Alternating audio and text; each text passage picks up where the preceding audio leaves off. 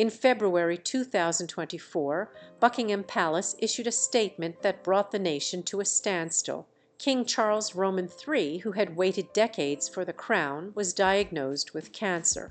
The news didn't arrive through a grand speech, but rather through a carefully phrased update following what was initially described as a routine procedure for an enlarged prostate. For years, Charles had maintained an image of strength, calm, resolute, and unwavering, but now reality began to seep through the palace's gilded facade. The monarchy's foundation started to shift, and with it came an unspoken wave of anxiety. The diagnosis sent tremors across the United Kingdom. It wasn't just the king's health that caused concern. It was what the illness represented: fragility at the very summit of national life. The palace offered no specific details about the type of cancer, only assuring the public that it was detected early. That lack of clarity was intentional. In a world governed by appearances, uncertainty sparked speculation. Was the illness severe? Would Charles be able to continue his reign? Were succession plans already in motion behind closed doors? These were not just tabloid rumors. Such questions echoed through the corridors of Parliament, dominated headlines, and stirred unease in households throughout Britain. A country already shaken by years of royal drama now faced yet another looming disruption. Despite the doubts surrounding his health, King Charles chose not to retreat. Just weeks after the public announcement, he resumed his royal duties, his appearances brief but deliberate, his smiles measured, his reassurances softly spoken. This wasn't merely an act of obligation, it was a demonstration of resolve. He understood that stepping aside prematurely could plunge the monarchy into instability, even as he faced the reality that time might no longer be on his side. Behind the palace walls, contingency plans quietly resurfaced, strategies no sovereign ever wishes to enact. Advisors and staff worked relentlessly in the background, preparing for the possibility that the crown might pass on sooner than anticipated, not due to personal choice but because of circumstance. The notion that Charles, after waiting most of his life to ascend the throne, might have only a short reign, felt both tragic and inevitable. Amid this uncertainty, the royal family maintained a composed front. Queen Camilla remained a steadfast partner, offering visible support by the king's side. Prince William, the ever-reliable heir, began to take on a more prominent public role. Yet, behind each practiced smile and official appearance, a sense of urgency lingered. The monarchy could not afford to appear vulnerable, not now and certainly not again, as the nation came to grips with the deeper implications of the king's illness. Someone else within the royal circle was facing a deeply personal struggle, quietly enduring it behind palace walls. She had stood loyally beside Prince William through moments of happiness and sorrow alike. Over the years, she had weathered relentless media scrutiny, invasive rumors, and constant comparisons to a mother-in-law she never had the chance to know. And now she was preparing to share a revelation that would once again change everything. In March 2024, a palace statement was released, one that left the entire nation in stunned silence. Catherine, the Princess of Wales, had been diagnosed with cancer. The news sent shock waves across the globe. For so long she had embodied elegance, composure, and quiet strength. Yet beneath her serene exterior she was now facing the most personal and daunting challenge of her life. In a royal institution built on tradition and controlled appearances, Catherine made a bold and unexpected choice. She spoke candidly. Her announcement didn't come via a typical press bulletin, but through a thoughtfully produced video that defied convention. Her tone was steady, but the emotion in her words was unmistakable.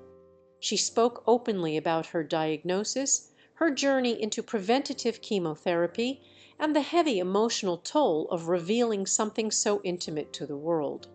There was no attempt to soften the truth, no cryptic messaging, only honesty. It was rare, almost unheard of, for a royal to acknowledge vulnerability so publicly. But Catherine wasn't seeking pity. She was offering strength. In doing so, she broke the long-standing silence around illness within the royal household. The public's response was swift and heartfelt. People across Britain and far beyond united in support. Cancer patients, survivors, and families poured out messages of solidarity on social media. News anchors fought back tears on live television. Even the tabloids, typically relentless in their treatment of the royals, paused to show respect. Catherine had achieved what few could. She made royalty relatable. She reminded the world that beneath the titles and traditions, she was human, and in doing so, she inspired countless others. In the following months, she continued her treatment quietly away from public view. Her absence from royal engagement sparked widespread speculation, but her silence spoke volumes.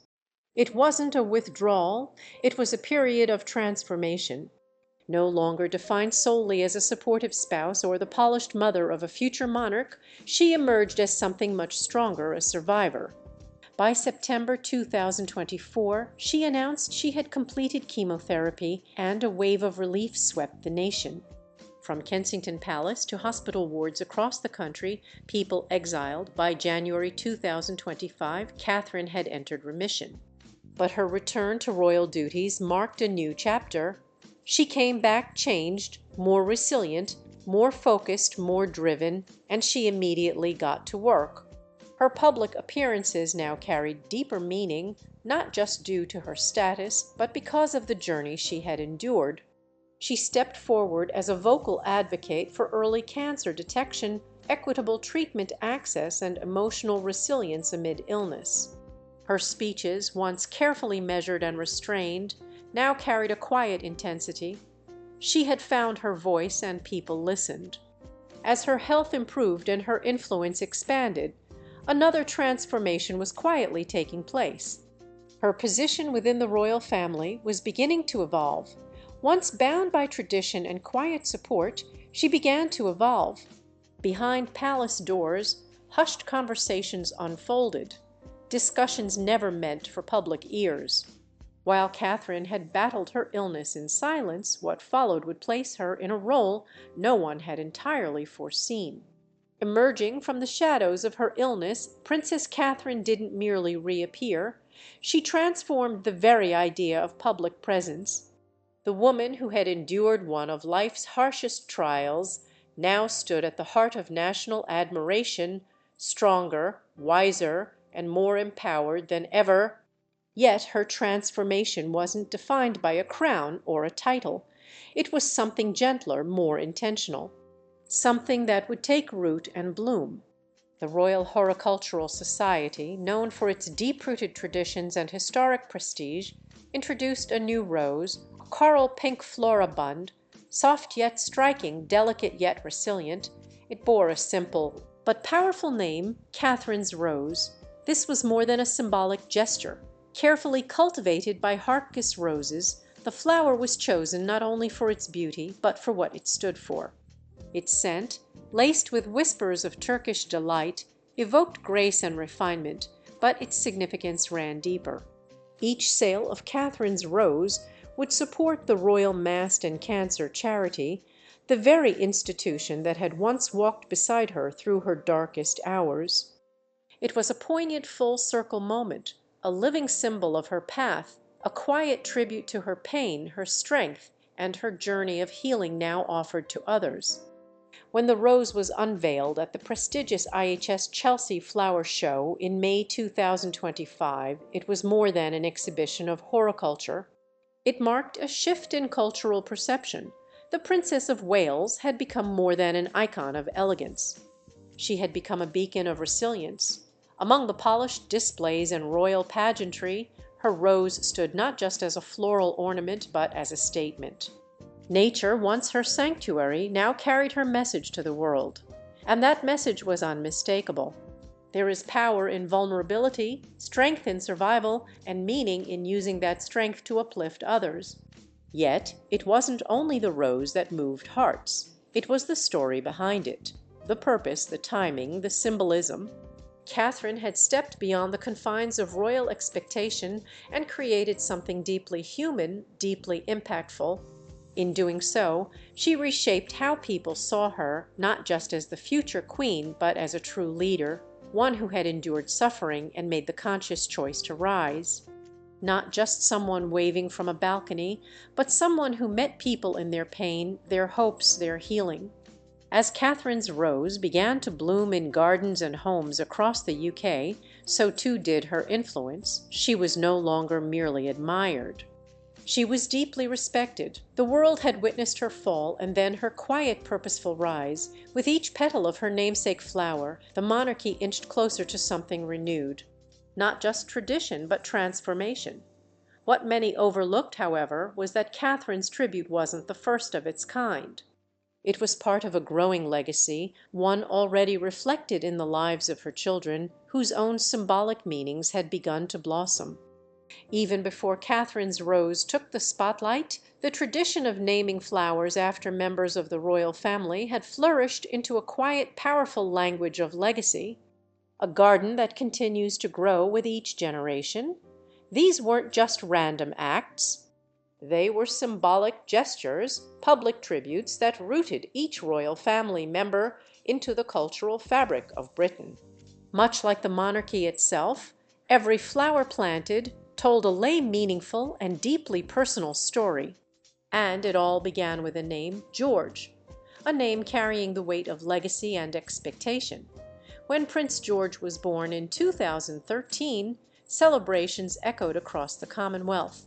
But beyond the fanfare, it was the introduction of the Georgie boy daffodil that quietly marked his place in a more symbolic history. Bold, upright, and resilient, the daffodil wasn't selected merely for its springtime appeal. It stood for endurance, strength, and a very British sense of determination. It was more than a flower. It was a quiet vow, an emblem of the boy destined to lead through unpredictable times. As these bulbs were sown across the UK, it felt as though the nation itself was preparing the soil for its future king. In 2015, Princess Charlotte's birth brought a softer touch, a chrysanthemum in gentle pink shades, unveiled just months after her arrival. Unlike her brother's robust daffodil, this flower radiated elegance over strength. Delicate yet poised, it drew attention not with demand, but through quiet grace. The public, already enamored with her mother's refined demeanor, now witnessed that same elegance blossoming in a new generation. The chrysanthemum, subtle in appearance, carried a quiet strength, an ideal reflection of the young princess. Then came Prince Louis, the youngest of the three, bringing with him a surge of energy and unpredictability. In 2018, the world was introduced to the clematis Prince Louis, a vibrant violet bloom that thrived in unexpected directions. This wasn't a conventional royal flower. It climbed, twisted, and grew freely, much like Louis himself. Lively, playful, and instantly beloved for his spirited appearances. His flower symbolized not heritage, but unfiltered happiness, pure, joyful, and untamed. Together, these blossoms didn't merely commemorate milestones. They mapped the evolving identity of a royal family striving to balance heritage with modernity. Each bloom carried a unique message, strength, elegance, spontaneity, and at the heart of it all was their mother, Catherine. She did more than raise her children. She shaped their public personas, curated how they were honored, and quietly guided how their stories would be remembered, one bloom at a time. Yet, as the floral tributes revealed intimate glimpses of royal affection, the public's attention began to shift toward the woman at the center of it all. Behind the flawless appearances and ceremonial dedications, something more profound was coming into view. Catherine's popularity continued to rise, but so did the curiosity about the quiet, deeply rooted life she shared with the man who had once fallen in love with her during their university days. In April 2025, a spring awakened the Scottish Highlands. Prince William and Princess Catherine celebrated 14 years of marriage. There was no grand palace celebration, no media spectacle, just a return to the place where it all began. A private, heartfelt visit, not for the cameras but for themselves, a quiet homage to the roots of their enduring story. What the public saw as a formal appearance was, in truth, something deeply personal, an intimate acknowledgment of how far they had come, not just as members of the royal family, but as partners. Their journey, which began with youthful curiosity at St. Andrews, had evolved into a powerful testament to endurance, one tested by public scrutiny time apart, and most recently a life-threatening illness. An ordeal that could have shattered even the strongest relationships instead solidified theirs. Their anniversary wasn't just a milestone, it was a quiet declaration of unity. While in Scotland, the couple allowed brief glimpses into their private bond. Subtle gestures, a hand resting gently on an arm, a prolonged glance spoke volumes. In a family where emotions are often hidden behind duty, their visible tenderness stood out. Catherine, having emerged from a grueling fight with cancer, didn't look to William as a prince, but as her steady presence, and he in turn embodied a calm, protective strength that didn't require words. This wasn't the cold, formal couple the tabloids once painted. They were something more genuine, more resilient. Throughout Catherine's treatment, William never wavered. While the palace remained silent to the public behind closed doors, he balanced royal obligations with being a devoted father and unwavering supporter. He was there through every corridor, every quiet moment in sterile hospital rooms. Away from the spotlight, the roots of their marriage grew deeper. And when Catherine reappeared before the public, it was with William by her side, a steady symbol of a love that doesn't seek attention but shows up unwavering and present. People watched with respect and admiration. What began as a fairy tale romance between a university girl and a future king had grown into something far more powerful. A partnership built on mutual sacrifice, trust, and enduring strength. In facing hardship together, they didn't just capture the hearts of the British public. They moved people around the world. They were no longer just future monarchs. They had become figures of steadiness in an unpredictable era, not flawless but enduring, not idealized but deeply real. Yet, alongside the admiration, a quieter transformation was unfolding. With every appearance and every shared duty, Catherine was stepping into her own, no longer defined only by her role beside William. She began to emerge as a royal figure in her own right. Her bond with him remained central, but her presence was becoming equally significant. It was clear that her path, once running parallel to William's, was now carving its own distinct course, one the monarchy could no longer overlook. There was a time when the phrase "the people's princess" evoked only one image, Diana. Her empathy, her defiance of tradition, her tragic end, all etched into public memory. But over time, as grief softened and history continued, a new name began to gently echo alongside hers. Not to replace Diana, but to carry her spirit forward, Catherine. The similarity wasn't just in grace or elegance. It was in intention, in authenticity, in the way she walked not above the people, but among them. Catherine's rise didn't happen in a single moment.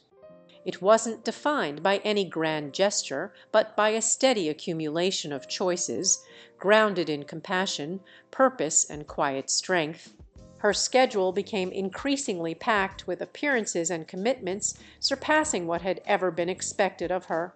Each visit, each conversation, and each initiative seemed to hold more significance than the last. From advocating for mental health to supporting early childhood development, she did more than just lend her name. She poured her heart into these causes. Her speeches, once careful and rehearsed, grew more confident and genuine. She no longer spoke as a figurehead, but as someone who had lived through challenges, learned from them, and now sought to change the narrative for others. The media, always eager for comparisons, began to highlight not scandals, but sincerity. Much like Diana, Catherine wasn't afraid to kneel beside a child in pain or meet the gaze of a grieving mother. She didn't need to shout to be heard, nor did she have to break conventions to shift perceptions. Instead, she crafted a new path, one that balanced royal tradition with modern expectations with nearly flawless precision. Her wardrobe spoke of legacy. Her causes demanded attention, and sometimes her silence spoke volumes that words could not. What grew wasn't just admiration, but expectation. People didn't just like Catherine. They began to look up to her, to emulate her, and to wonder what kind of queen she might one day become. Behind the palace walls, this shifting perception didn't go unnoticed. In a monarchy obsessed with its image, Catherine had become its most powerful symbol. She was the monarchy's response to a world that was changing, respectful of the crown's tradition, yet forward-thinking enough to redefine it. The more she appeared, the more the public leaned in; the more she endured, the deeper their investment in her story. With every step, Diana's shadow no longer hung over her, it illuminated her path, but with that growing light came a growing sense of responsibility. Catherine's influence was no longer just a personal achievement. It was reshaping the monarchy itself. The older generation within the institution could sense it, and the public's demands for more from her only pushed the monarchy to adapt more quickly than it was accustomed to. As talks of succession grew louder and King Charles S's health raised concerns behind closed doors, an unspoken question began to take shape. Was this more than just admiration? Was it a sign of preparation? Because as Catherine rose to meet the public's gaze, the throne itself started to seem within reach. By 2025, an uncomfortable reality settled over Buckingham Palace like an undeniable fog. King Charles Roman III, though steadfast and outwardly calm, was no longer the untouchable symbol of royal resilience. Insider whispers painted a picture more urgent than the publicized, polished appearances suggested. His remission was real, but it remained fragile. Behind the gilded palace doors, contingency plans were no longer hypothetical. They were becoming active. Senior courtiers, long trained to anticipate the inevitable, had accelerated the machinery of succession. Documents that were once kept sealed were now being reviewed, and protocols that had gathered dust were being revived, not for a state funeral, but for something just as monumental: premature transfer of power. The king hadn't abdicated, but the real question was no longer if, but when. That question now carried a weight that even his most trusted advisers could feel in every tense conversation and unspoken pause. At the center of this growing uncertainty was the couple the world had begun to view through a new lens. Prince William and Princess Catherine, once regarded as distant heirs, were gradually being positioned not next to the throne, but in front of it. Their public engagements increased, and their presence at significant events became more frequent. Without announcing it, the palace communications team suddenly redirected the spotlight, and the world took notice.